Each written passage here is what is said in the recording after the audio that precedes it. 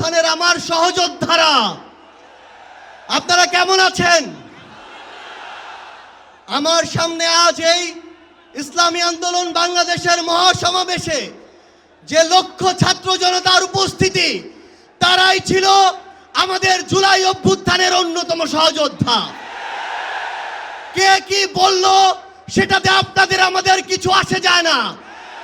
আমরা যতক্ষণ জুলাই অভ্যুত্থানের ওই স্পিরিটে নিজেদের বুকে ধারণ করে শহীদের যে আত্মত্যাগ, জুলাইয়ের যোদ্ধাদের যে রক্ত দেয়া, সেগুলোকে আমরা যতক্ষণ ধারণ করে সামনের দিকে এগিয়ে চলবো, ততক্ষণ কারো প্রোপাগান্ডা আমাদের কিছু আসে যায় না।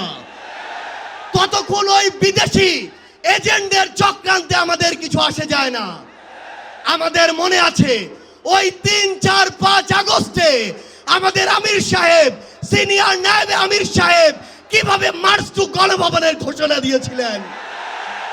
আমরা স্পষ্ট করে আপনাদেরকে একটা কথা বলি, এই 24 পরবর্তী বাংলাদেশে আমরা যারা অভ্যুত্থানের সহযোদ্ধা ছিলাম, আমরা যদি ঐক্যবদ্ধ থাকি, আগামীর বাংলাদেশে আর কোন ফ্যাসিস্ট কোন নামে কোন ব্যক্তিকে সামনে রেখে, কোন দলকে সামনে রেখে এই বাংলাদেশে দাঁড়াতে পারবে না। এখন জনগণের সামনে আমাদের দৃষ্টান্ত স্থাপন করতে হবে। আমরা আমাদের কাজের মাধ্যমে প্রত্যেকটি ক্ষেত্রে যেন সেই দৃষ্টান্ত স্থাপন করতে পারি। আজকে যখন আমি আসছিলাম, রাস্তার আশেপাশের প্রত্যেকটি মোড়ে আমার ইসলামী আন্দোলন বাংলাদেশের সহযোদ্ধারা ট্রাফিকিং এর কাজ করছে।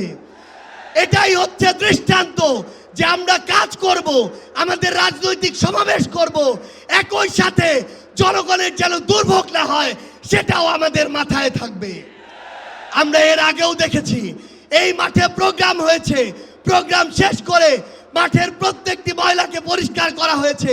এটাই হচ্ছে আগামীর বাংলাদেশের দৃষ্টান্ত যে আমাদের যারা সাময়িক যদি কোনো সমস্যা হয়, আমরা আবার ঐক্যবদ্ধভাবে সেই সমস্যার সমাধান করব।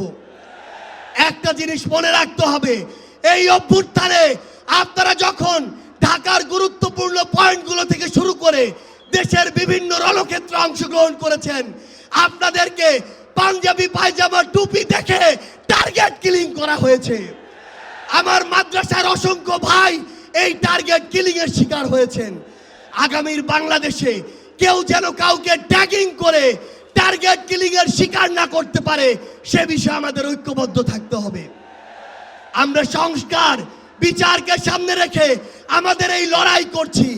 আপনারা পিআরের কথা বলেছেন, এই যে পিআর, আগামীর বাংলাদেশের সংসদে আমরা যদি আসলেই জনগণের প্রতিনিধিত্ব চাই, তাহলে আগামীতে এই পিআর নিয়ে আমাদের আরো জোরে সোরে ভাবতে হবে।